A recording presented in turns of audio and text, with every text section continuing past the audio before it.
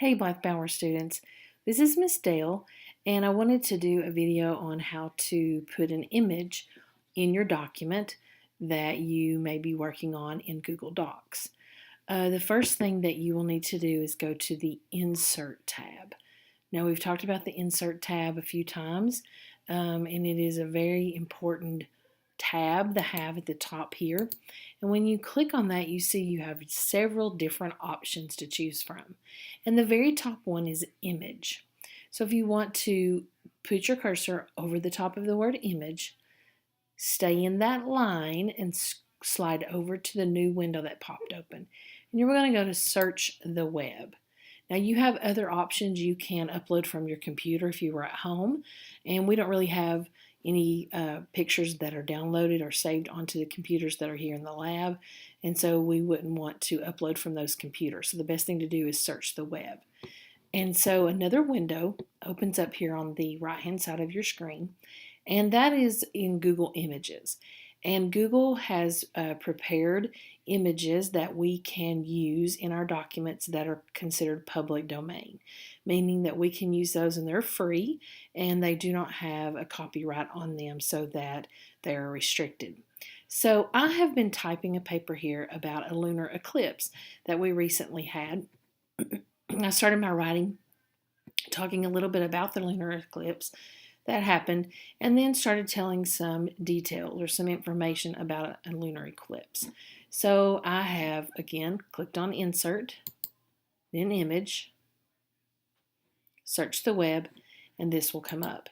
If you click inside this box at the top, and I'm going to put lunar eclipse, and hit Enter, and there will be several pictures that will show up that are images that I may want to choose from.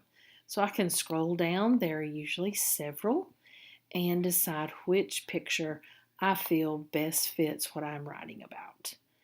And I like this picture, so I'm going to click that picture. You'll see it puts a check mark there. You can either click the picture and drag it over, or I just typically click Insert once I have chosen the picture. Now once you put the picture into your document, it's going to be quite large, and actually this one is a little smaller than most of them are. So the first thing you're going to want to do is click on the image after it's put into your document, and you will see that it is now a selected picture. It has a frame around it and also these little squares. Anytime that you put an image into your document, you want to make sure you will resize that from the corners. Any corner will be fine. You do not want to select from the top or bottom or from the sides and resize from there. It kind of distorts the picture. Now this little circle here will let me turn my picture sideways if I want to, or flip it all the way upside down if I want to. Okay, so if I want this to be tilted, I can do that. You'll also notice that underneath the picture, when the picture is selected, there will be a box here of different options. And my best practice that I use is to click Wrap the text, so that then the text that I already have on the page is going to wrap around that picture and I can move it around on the document, and then my text will wrap around that. Again, this is a little bigger than I want it. And if you're just doing a document, you don't want your picture to be huge because you're not creating a poster, you're just creating a document. So no matter where I put that, you can see that my text will now move around that. Now, if I decide, let's say that I stop working on this and I come back to class the next week, or I open it at home and I decide I really just don't like that picture. If you click away from the picture, then you can begin to type wherever you were. You'll just click and your cursor will go where you are telling it to for you to begin typing again. But if I wanted to go back and choose this picture again because I didn't really want it, then you can click on it and see how the dots are around it.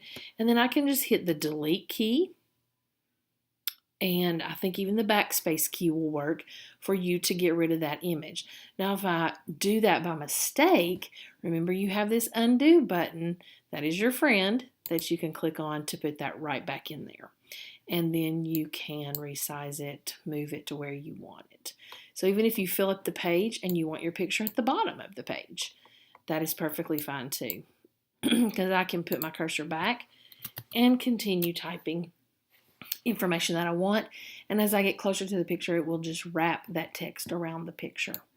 So I hope this helps, and we will be definitely putting in more images, not only in Google Docs, but we will be doing this in our slide presentations as well in Google Slides. Thanks a lot.